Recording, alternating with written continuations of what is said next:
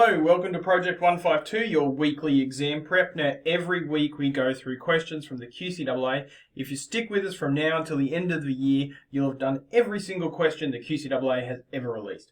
Now, this week is week 16, and we're going to be going through these questions. It's tech active. Have your calculator ready? Let's get started. So an interesting little question to get started here. It says the gradient of the tangent at point A on this curve is 1.36. So let's get an idea of what we're dealing with. We've got some curve. Now, maybe you know what this looks like, maybe you don't. But in any case, let's just say it looks like that. The gradient at some point, which we're calling point A, the gradient is 1.36. The gradient of that line. All right, so that's where we're at. Now, how are we going to deal with this? Well, gradients, we need to be thinking about derivatives. But we've got this y squared equals 4x. So it's not a function. We should be looking at this and we should be thinking implicit differentiation. So y squared equals 4x. Now the derivative of 4x, that's simple. That's 4. And the derivative of y squared is 2y. But because it's y, a function of y, not a function of x, we're going to put a dy dx there. All right, so now let's get that dy dx by itself by dividing both sides by 2y. And of course, 4 over 2y is the same as 2 over y. Now, we know the gradient, which is what the derivative is. We know the gradient at a specific point. The gradient at that specific point is 1.36. And then solving that's pretty trivial. Multiplying both sides by y, dividing both sides by 1.36. Now it'd be tempting to circle D here because we've got 1.47 and we can see 1.47 there. But that represents the y coordinate of our point A. In order to find the x coordinate of our point A, we need to put 1.47 back into our original relation for y. So we've got 1.47 squared equals 4x. And then solving that's pretty trivial. We're just going to square that and divide by 4. And we get an answer of 0.54, which is the x coordinate of point A. It's right there. And we can see a 0.54. The answer is C. A little bit involved, but I like it. Let's celebrate. Next question. We've got our next question here. Determine the solution of this differential equation given some initial conditions. All right, so first of all, if we're trying to solve a differential equation, dy dx equals something, we're simply integrating. Here's what we started with. So y is going to be equal to the integral of it. Now, this is quite a famous integral. It's one that you should be fairly familiar with, right? Because sine 2x over cos 2x is the same as tan 2x, and finding the integral of tan 2x, there's a little bit of a trick to it. And the first step is turning it into that. So now that we're there, what are we going to do? We're going to use integration by substitution. We're going to let cos 2x equal u. Stick with me, we'll talk about y in a second. Now, if I let u equal cos 2x, then I can say that the derivative of u with respect to x is equal to whatever the derivative of that is. Let's change pens. All right, so the derivative of that is going to be negative 2 sine 2x, just like that. And the reason I'm doing this is so that I can get dx by itself. So that's going to be dx is equal to du over negative 2 sine 2x. Something like that. That's better. Now, what that means is that I can take all of this side and replace the dx here.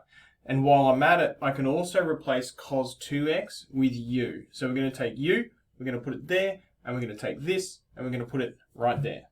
All right, so that's looking good at the moment. Now, the reason we let u equal cos 2x is because we know that cos x is the derivative of sine 2x, and when we substitute it in, we're going to get this thing here. So you kind of have to see into the future, see what's going to happen. These are going to cancel each other out. This negative 2 can come out the front as negative 1/2, and I'm left with the integral of 1 on u with respect to u. And you should be very comfortable integrating 1 on u. It's negative 1/2 ln u. And there are two very important things to look at here. One, the absolute value. When you're integrating 1 on u, you're going to end up with ln absolute value u, and that is critical to this question, believe it or not. And we're also going to end up with our plus c, and so we need to know what our plus c is. Now, of course, u is not u is cos 2x. So that's where we are, and now we've got to take our initial conditions and solve for c. So y equals 0 and x equals pi on 5. Let's sub that in. And of course, we can take all of this and move it to the other side, and we'll have c is equal to positive 1/2 ln cos 2 pi on 5. We can sub that into our calculator and get an answer. So I've typed that into my calculator. You can see it right there. Now I had to put my absolute values in there. I did that by clicking my math button. You can see that's how you can. And now when I click execute, I'll get a c value of negative 0.587. Everything's come together now. I know what my c value is. I've got my function right there. My answer is c. Happy days. Let's celebrate and on to our next one. Okay, so a nice little question here using Simpson's rule. Now, unfortunately, Simpson's rule isn't on your formula sheet, so you kind of have to memorize Simpson's rule. Different people express it different ways, but this is how I do it. Area is equal to the strip width divided by 3, the sum of the ends plus 4 times the odds plus 2 times the evens. So that's my formula, and now I just kind of need to plug and play. So a little bit of work to do. I need to know my strip widths. So I'm trying to find the area between 1 and 9, and I'm told that I'm using 4 strips. So that's going to be super straightforward. You can see there's a difference of 8 there. So if I'm going to have 4 strips, every width is going to be 2. So here we have it. We're going to have 4 strips, here, here, here, and here. You can see that gives us 5 values. 1, 3, 5, 7, and 9. Now, our goal here is to find all of these coordinates. So we know the x coordinate of everyone, 1, 3, 5, 7, 9, but we also need to know all of those y coordinates as well. I've done this in a table before, so let's put this in a table. All right, so I've got the nth strip. Now, the first strip, we don't call it the first strip, we call it the 0th strip. And then the next one is this one here is going to be the first strip, the second strip, the third strip, and the 4th strip, even though there's 5 strips. I hope that makes sense. 0, 1, 2, 3, 4, that's 5. Okay, now the x values of all of those, on the 0th strip, the x value is 1, on the first strip, the x value is 3, and then 5, and then 7, and then 9. And now we just need to sub in our x value into our function to get all of these y values. Now there are some very clever ways to do this on your calculator. You can make tables, you can save a function and sub values into that function. I'm going to do it the sort of silly way. I'm just going to type in my function, 0.2 e to the negative 0.2 x, and then I'm going to put in all of my x values. So 1, and then I'm going to write that number down, and then I'll arrow back up and go to that 1 and put 3 in because that's my next one. And I'll write that number down. And then I've arrowed up and replaced it with 5 and I'll put that number in and 7. And of course, I'll put 9 in there as well. So now that I've got all of these values, I'm just plugging it into my formula. So what does it look like? A equals W, the strip width, 2, 2, 2, 2. So W2 over 3, and now the sum of the ends. Now the ends are this value here and this value here. So I'm going to put those in there. Now the next one is 4 times the odds, right? And where are the odds? The odds are, we look at our strip widths, and that's important because you need to understand that the first one was 0. So there's going to be 2 odd ones here. There's going to be 1 and there's going to be 3. So 4 times those. Let's add those together. It is at exactly this moment that I've realized that I copied this down wrong. How did I realize it? Because all of these numbers are getting smaller and then suddenly that one was massive. It was like 0.4 something, so totally wrong. That's how you spot your mistakes, by sort of keeping an eye on how everything's working, making sure all of the patterns make sense. And then finally, it's 2 times the evens. So 2 times, and we've only got one even thing. We don't count 0 and 4, they're our ends. We only count the evens that are in the middle, and there's only one of them, and it's this one right here. Typing all of that into our calculator, you don't need to watch me do all of that. We get 0.6536, and that's our final answer to part A. Now, part B, it's a gift. It says, use a calculus approach to evaluate the reasonableness of your area approximation from question 13A. You need to be careful about how the QCAA is interpreting this. This is a tech active exam. They are asking for a calculus approach. So what are they actually asking us to do? Well, they're asking us to find the area using the integral between 1 and 9 of the function that we have here, so 0.2 e to the negative 0.2x with respect to x. Now, you might interpret this as, hey, you've got to show full integration, you've got to sub 9 in, sub 1 in, subtract 1 from the other and get an answer. That is not the case. The QCAA was happy for you to then type this into your graphics calculator. I think they use GDC as their abbreviation. And then just type that into your calculator and see what the answer was. I've done that here, and you can see my answer is 0.6534, very, very close to this. Finally, we're supposed to evaluate the reasonableness, so we do need to make a decision here. We do need to say it is reasonable because these two values are very close together. You can do it however you like, but this is what I'm going for. Both answers are approximately 0.65, so the answer is reasonable. Let's celebrate. Last question here, and it is closely related to a multiple choice question that we did at the start of this video. So we have a curve modeled by this relation here, pretty wild relation, and we've got some information about what x can be between and what y can be between, and it intersects the y-axis at point A. Determine the equation of the tangent to the curve at point A. So, very good idea before you start these questions to draw a picture, even though when you look at this, you have no idea what this looks like. Okay, what I can say though is that it is a curve of some description, right? And it's a relation, so I don't know, maybe it's like some wonky looking circle kind of thing. Okay, that's as good as anything. It says it intersects the y-axis at point A. Now, it says y is between 0 and 1. All right, so it's definitely not going to have anything down there, so I can get rid of this little piece of action. All right, it's intersecting the y-axis at point A, and it says determine the equation of the tangent at that point. Now, do I know that the tangent's like that? Absolutely not. The tangent might be steep like this. It might be super steep this way like that. But now I have an image in my head that I can start working with. This is point A. What I would really love to have is the coordinates of point A. And I would also really love to have the gradient of that line. If I've got those coordinates and I've got that gradient, I've got everything I need. And taking a moment to look at this, I can see that I at least know something. This point here is the y-intercept, which means that its x-coordinate is 0. So I don't know its y-coordinate yet, but I do know its x-coordinate.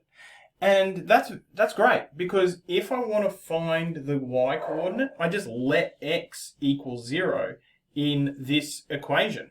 Alright, so I've subbed 0 in everywhere, now where x was. Now what do I notice? I notice that 0 y squared, that's 0, right? Anything times 0 is 0. What else do I notice here? Well, actually, let's not work too hard. We can just type this into our calculator and our calculator will solve it for us. Just in case you've forgotten, we're going option and we're going calculate and we're going to solve and then we're going to type all this in. Now I'm going to type in negative x, not y, just for simplicity, plus shift cos bracket Now this says 2 times 0, which is just 0, equals 1. Make sure you close up your bracket. Cross your fingers. Alright, and we get a single solution for y being 0.57079, etc. Now that tracks because we know that y has to be between 0 and 1.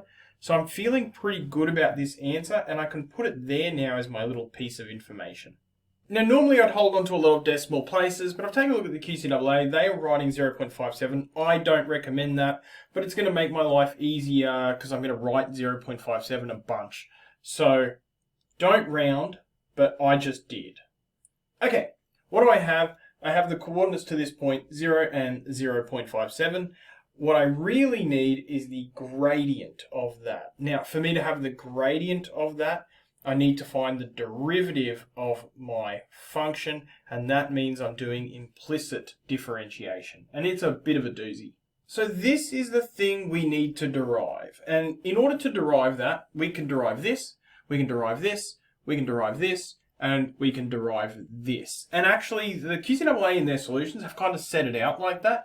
So that's what I'm going to do as well. I'm going to derive that, derive that, derive that, derive that, and then I'll put it all together at the end. So first of all, I'm going to find the derivative of xy squared. Now, this is tricky because this is a product rule. It's a function of x multiplied by a function of y. So let's write down what our two functions are. U equals x and v equals y squared. Now, the derivative of x is 1, and the derivative of v, because it's a function of y, it's 2y dy dx.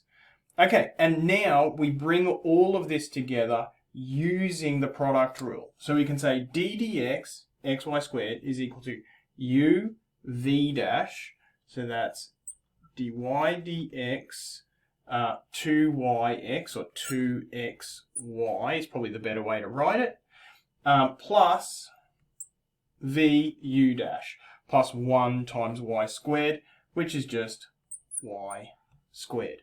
So what have I done? I found the derivative of my first term of my relation, and now I've got this one, and this one to go. Next term is very straightforward, the derivative of negative y. So the derivative of negative y is negative 1 dy dx.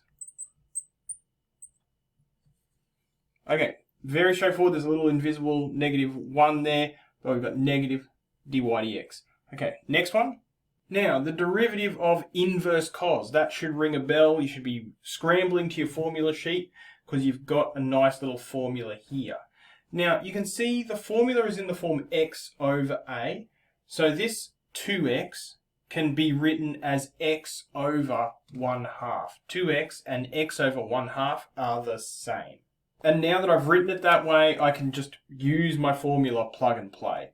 So it's negative 1 over the square root of, what have we got? A squared. So a is 1/2. 1/2 squared is 1/4 minus x squared.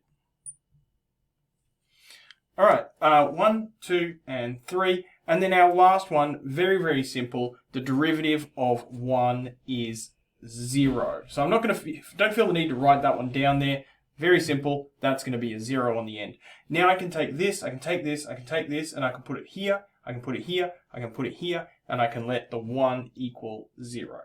All right, so we've got all that subbed in there now. This became this, this became this, and this became this, and we've got our 0 on the end. Okay, we can do a little bit of work here. We can take this and move it over to the right-hand side. We can do the same with that y squared, move it over to the right-hand side. And then we can factorize this dy dx. So let's be very clear on what we're doing. This is a dy dx term. This is a dy dx term. So we can write that as dy dx bracket 2xy minus 1. Okay, when we expand that, we'll end up back here again, and we'll end up back here again. And that's going to be equal to y squared, negative y squared, and then this positive 1 over root 1/4 minus x squared. All right, I'm feeling pretty good about this. The last step here is to get this dy dx all by itself by dividing both sides by 2xy minus 1. This is fantastic because the question's pretty much over now. Because this is the derivative function of this function, I can sub any point into this and I'll know what the gradient is at that point. Do I have a point I'm interested in? Yes, I do. It's right here, 0, 0.57. So if I sub 0 in for x and I sub 0.57 in for y into this whole big mess here, I'll spit out the gradient at that point, which will be the gradient of that tangent. Now I have done it, and I've done it in like a dumb way because I've subbed in all of my values, and in some places I just shouldn't have bothered, right? Because I've put 0 in there. Obviously 0 squared is 0. There was no point putting 0 in there. I've put 0, 2 times 0 times 0.57. Again, I've done it in a way where I'm like, well, that's the formula. I'm just going to sub values in. You don't need to do that, but I'm doing it because, hey, it's there. I'm doing it. Let's see what happens. This is what happens. I get a gradient of negative 1.6751. So we can now say that this question is officially over because we're trying to find the equation of this tangent. Equations of lines are y equals mx plus c. We know the gradient, m equals negative 1.6751. X, y, and c is, and you might think, oh, I've got to do some calculations to find c, but in the equation of a line, c is the y-intercept. And this is the y-intercept, 0.57. And that's the question. A really good question. You want to draw a picture so you understand what you're doing, and then you've just got to step your way through it. Celebrate. That's it. That brings us to the end of another week. That was week 16. Now, next week's video, I'm going to release it a little bit earlier because next Sunday you're going to be on holidays. You're going to be doing all sorts of things. So don't be surprised if you see the solutions to this week's videos, the ones in the description. Don't be surprised if you see that video pop up on Thursday or Friday, depending on how I am feeling. Stay tuned, do those questions, and I will see you sooner than usual. Catch up.